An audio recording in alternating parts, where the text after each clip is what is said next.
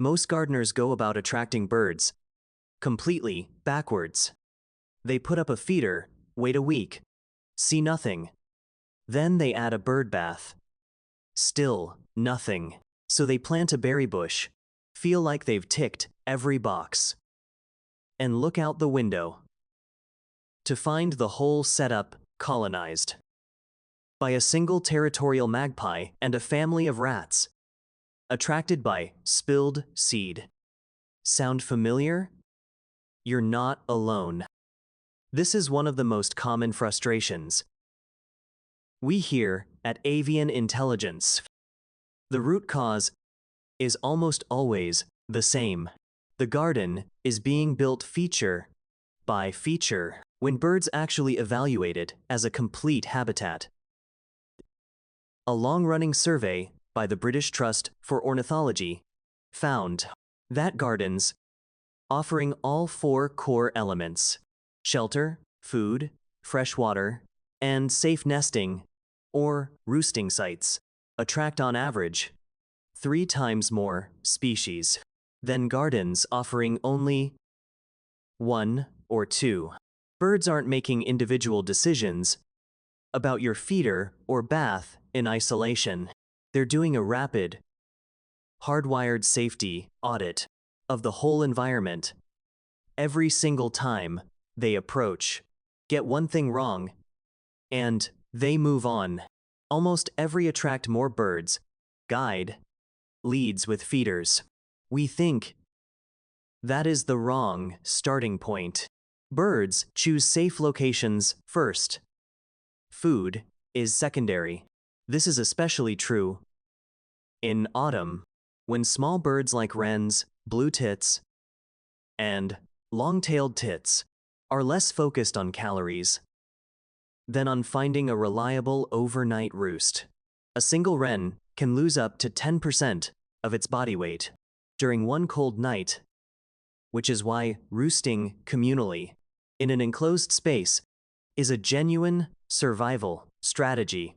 There is a verified record from Norfolk of 61 wrens packed into a single nest box on a winter night.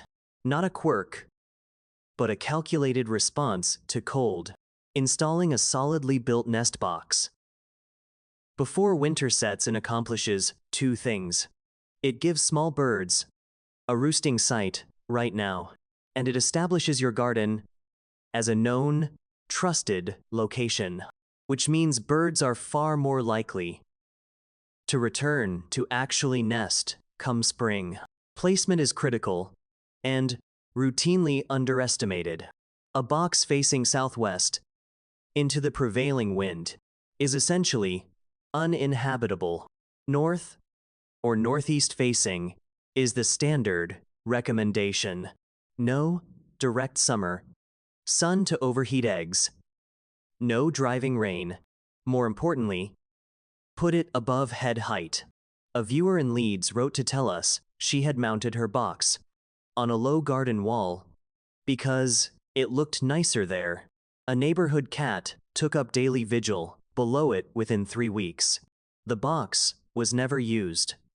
If there is a cat problem in your area, and statistically, there probably is, with domestic and feral cats estimated to kill hundreds of millions of birds annually across the UK and US combined, shelter and placement are your primary defenses, not deterrent sprays or wishful thinking.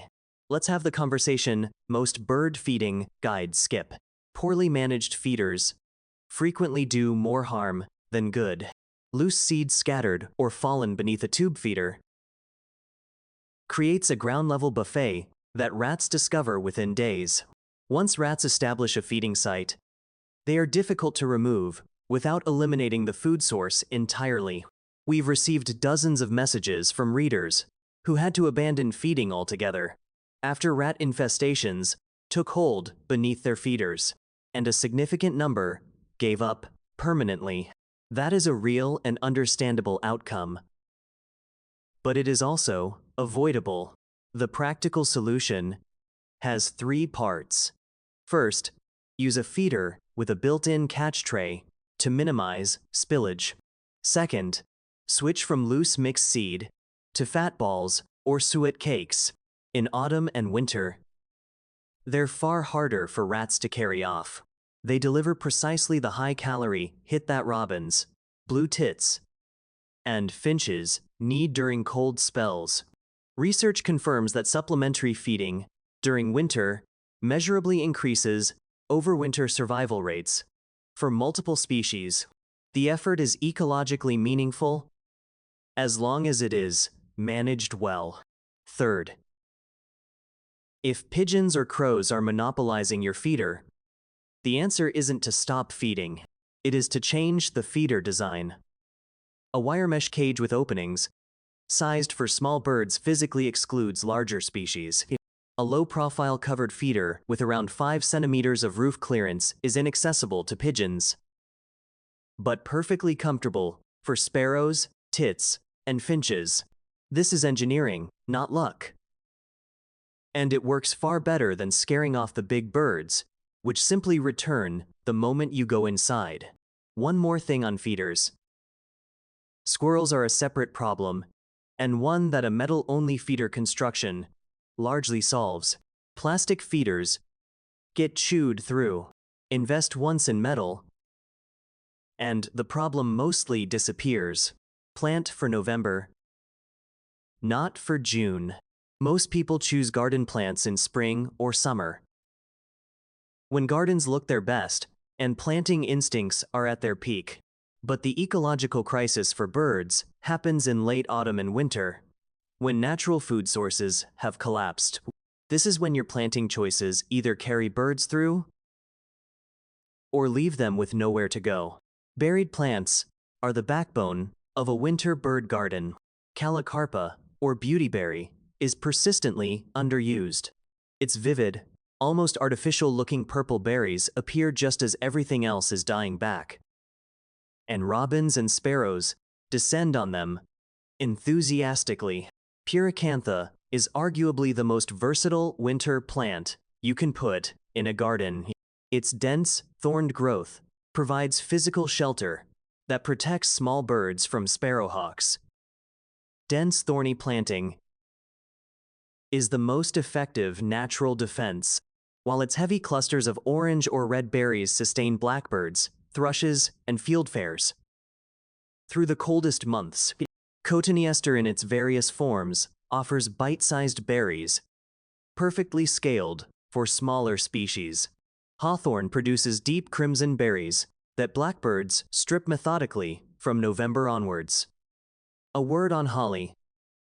Since we receive questions about this regularly, female holly plants produce berries.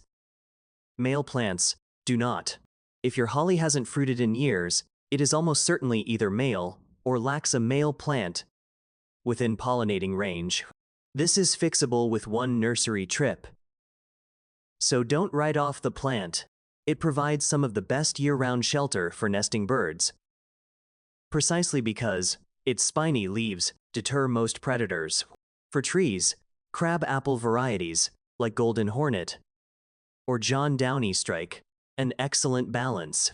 Small enough for a modest garden, decorative across multiple seasons, producing fruit that softens and ferments into autumn, becoming increasingly attractive to birds as the season deepens.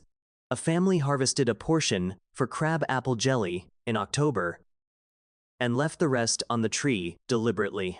By December, the branches had been stripped clean by blackbirds and redwings.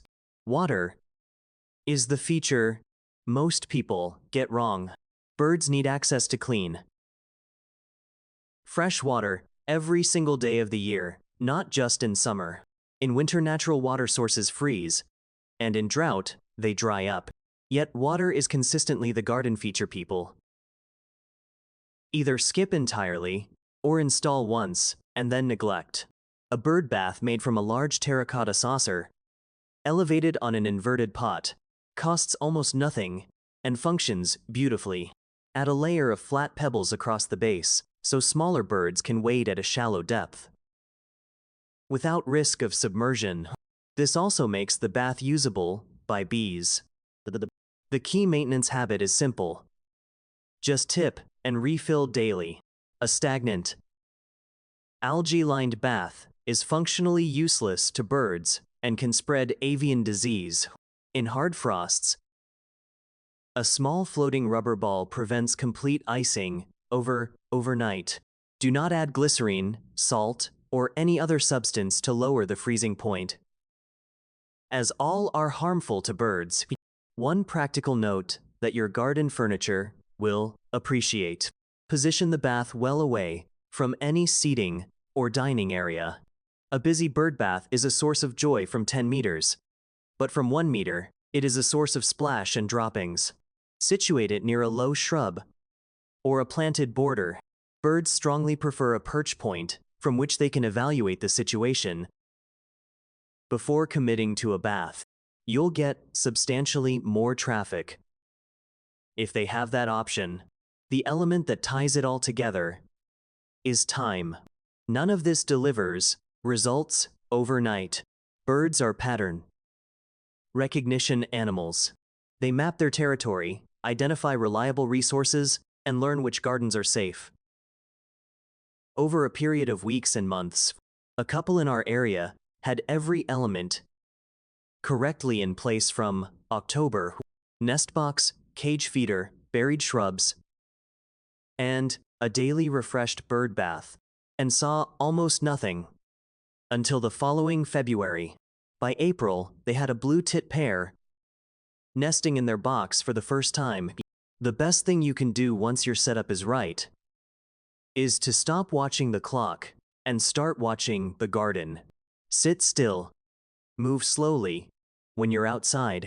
Birds read human behavior carefully. A garden with a calm, predictable human in it becomes a much safer proposition than one with sudden movement and noise.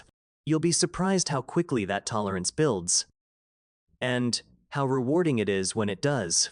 For more on garden wildlife, habitat design, and species identification, follow Avian Intelligence for weekly content throughout the season.